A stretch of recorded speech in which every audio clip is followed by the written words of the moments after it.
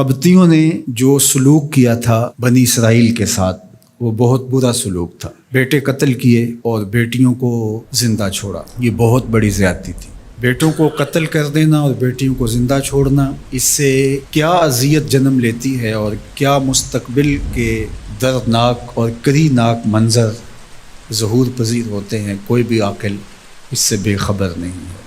کسی قوم کے اندر مرد نہ ہوں اور عورتیں ہی ہوں تو پھر کس ذلت سے وہ قوم گزرتی ہے۔ اور پھر وہ قوم پیغمبروں کی اولاد تھی، ملوک کی، بادشاہوں کی اولاد تھی، اور اللہ نے ان کے اندر حسن اور جمال اور خوبصورتی بھی رکھی تھی۔ تو یہ کتنا دردناک منظر تھا۔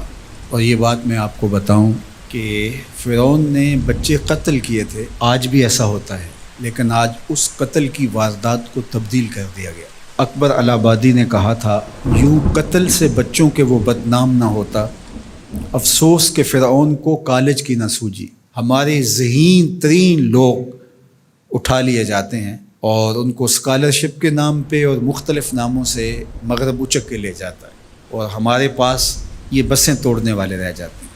یہ جو ملک کے اندر ہمارے ہو رہا ہے، جب سے ہم نے ہوش سنبھالی ہم نے تو یہی قوم دیکھی ہے جو اپنی املاک جلا رہی ہے، ہم نے تو یہی قوم دیکھی ہے جو گالی گلوچ کے بازار کو گرم کیے ہوئے ہے، جو حیا باختہ ہے، ہم نے تو یہی قوم دیکھی ہے جو اخلاق کا جس کا دیوالیہ ہو چکا ہے، اور ہماری قسمت میں یہ کچھ ہے۔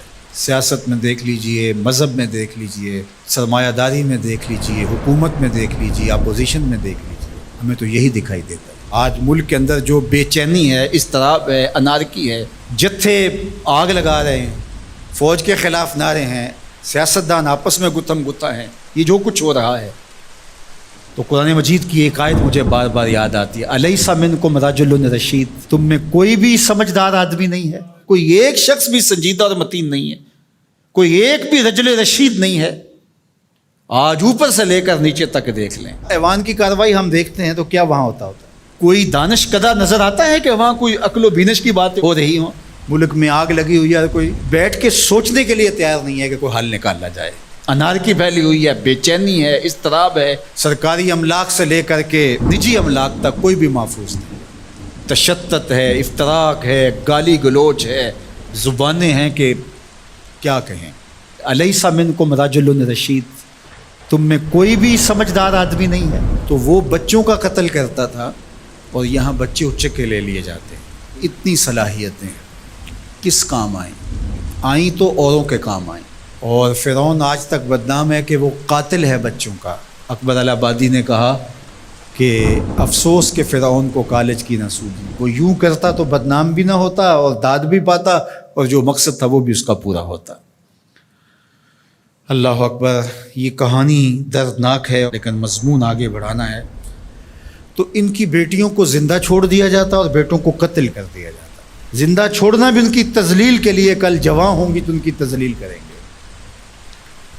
تو یہ جو کرتے تھے کتنی تذلیل تھی، اور جس نے یوں تذلیل کی ہو کسی کی، جب کوئی اس کو اپنی آنکھوں کے سامنے ڈوبتا دیکھے تو پھر کتنی تسکین ہوتی ہے۔ تمہارے پاس اسباب کوئی نہیں تھے، صرف ایک موسیٰ تھے جو نکال کے لے گئے۔ اللہ اکبر، رہنما موسیٰ جیسا ہو تو ردی قوم کو بھی اٹھا کے لے جاتا ہے، اور قوم کتنی بھی اچھی ہو، اس کو رہنما نہ ملے، اس کو ہادی نہ ملے تو قوم برباد ہو کے رہ جاتی ہے، ٹیلنٹ ضائع ہو جاتا ہے۔ اللہ تعالیٰ لوگوں کو سزا کے طور پہ یہ بھی سزا دیتا ہے، ایک سزا ہے اللہ کی، کہ ان کے اندر پھر جو ہے وہ صاحب الرائے لوگ پیدا نہیں ہوتے۔ قوموں کو جب زوال پذیر کیا جاتا ہے، اس میں صاحب الرائے لوگ پیدا نہیں ہوتے جو قوموں کی قیادت کر سکیں، اور قومیں اندھیروں میں، ظلمتوں میں، بے یقینی میں، تذبذب میں، اضطراب میں بھٹکنے کے لیے چھوڑ دی جاتی ہیں، اور ایسی قومیں نہیں ہوتی، ہجوم ہوتی ہیں، اور یہ آپس میں ٹکرے مار مار کے مر جاتے ہیں، اور ان کا کوئی مقصود نہیں ہوتا، اور وہ قیمتی خون جو ہے وہ کہاں بہتا ہے جہاں نہیں۔